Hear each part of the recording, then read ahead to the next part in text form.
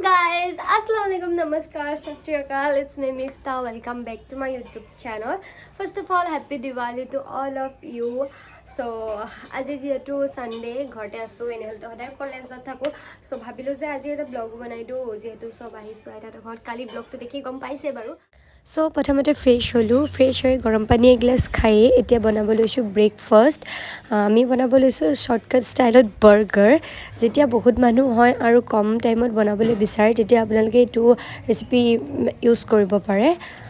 চ' প্ৰথমতে ইয়াতে লৈ লৈছোঁ এগ কেইটামান ভাঙি লৈছোঁ আৰু ধুনীয়াকৈ নিমখ দি পূৰা মিক্স কৰি লৈছোঁ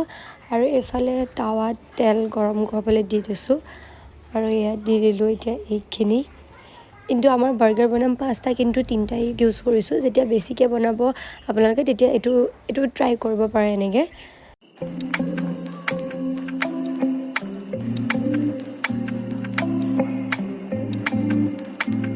আৰু তাৰপিছতে এনেকৈ চচ দি দিলোঁ আৰু এইফালে ভণ্টিয়ে যিহেতু তিয়ঁহ গাজৰ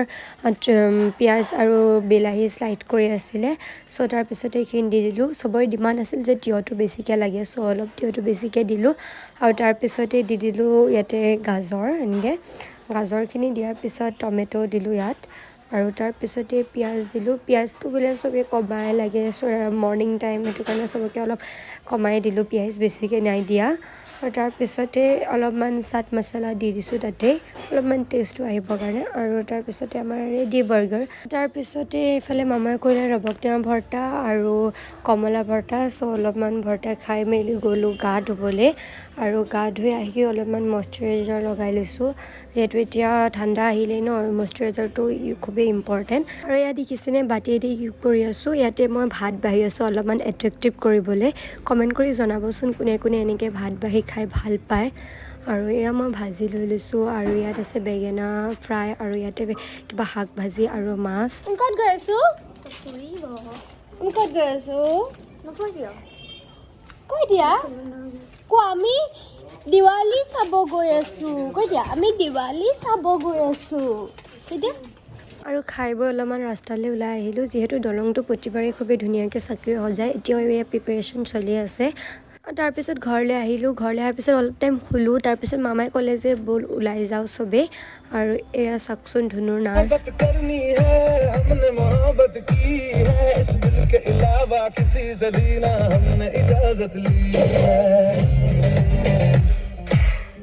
আৰু গাইজ দিৱালীৰ চবতকৈ বেছি ফেভৰেট পাৰ্টটো কি জানেনে মোৰ এয়া যে কলগছত এনেকৈ চাকিৰে সজাই খুবেই বেছি ভাল লাগে মোৰ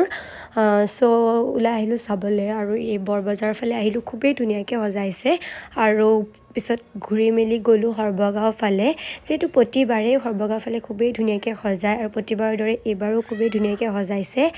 চ' তাৰপিছতে এনেকৈ চাই মেলি আমি গ'লোঁ কালীবাৰীৰ ফালেও খুবেই ধুনীয়াকৈ সজাইছে এটা ঘোষ থিমৰ এটা ডেক'ৰেশ্যন কৰিছে খুবেই বেছি ভাল লাগিছে আৰু তাৰপিছতে এনেকৈ ঘূৰি মেলি গ'লোঁ পানীপুৰি খাবলৈ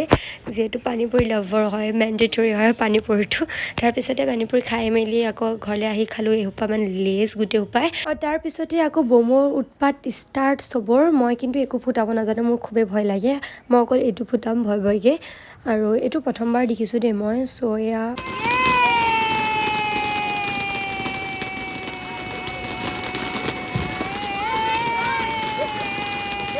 আৰু তাৰপিছতে আমি স্কাইলেণ্ডাৰ উৰালোঁ একেলগে তিনিটা দিছিলোঁ কিন্তু এটা প্ৰব্লেম হোৱাৰ কাৰণে তলতে থাকি গ'ল